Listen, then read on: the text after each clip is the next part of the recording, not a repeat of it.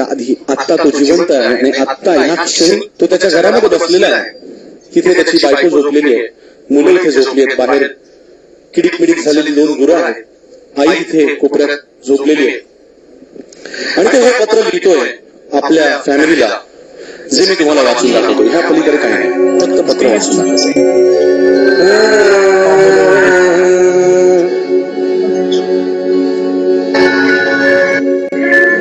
पत्रास कारण की बोलायची हिम्मत नाही, पत्रास कारण की बोलायची हिम्मत नाही. हो, पावसाची वाट बघण्यात आता काही गंमत नाही, हिम्मत नाही. पत्रास कारण की बोलायची हिम्मत नाही. माफ कर पारो मला नाही केल्या पाटल्या, मोत्यावानी पिका लाग नाही कवड्या भेटल्या. 4 बुक शिक असं कसं सांगू पोरा, गहाण ठेवत्यात बापाला का विचार कोणा सावकारा. गुरांच्या बाजारी हित माणसा मोल नाही.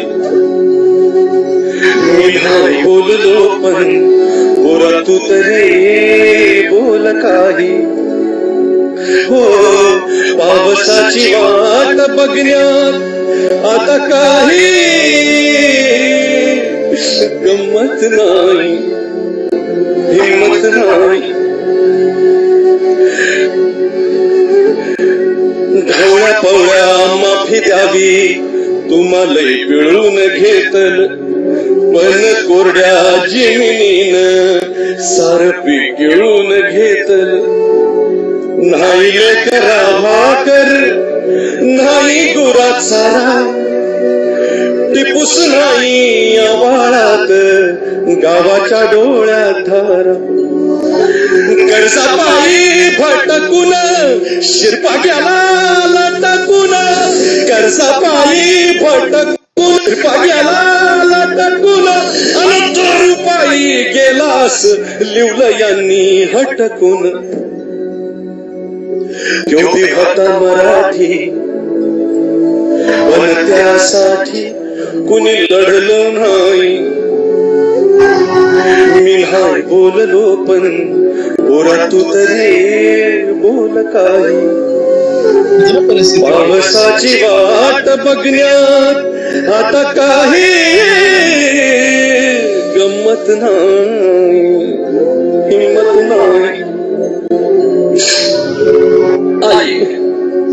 आई तुझ्या खोकल्याचा घुमतो आवाज नाही मला जमल ग तुझं साध औषध पाणी. मैलो मैल हित कुठ दवाखाना नाही, रोगर मात्र सहजासहजी कुठ बिगावतया. शेतात नाही कामाचा ते जीव जायला कमी, शेतात नाही कामाचा ते जीव जायला कमी. माझं न सरकारच वज आता होईल कमी. मरता मरता कळलं, मरता मरता कळलं हे तर शेतकऱ्या किंमत नाही. मी नाही बोललो पण पोरा तू तरी बोल काही. पावसाची वाट बघण्यात आता काही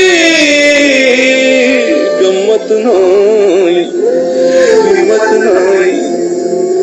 पत्रास कारण की बोलायची हिम्मत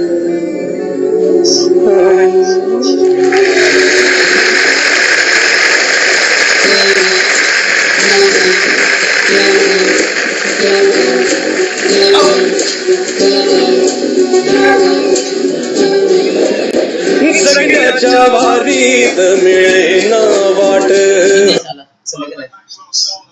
गाजले मोहाटे धुके घनदाट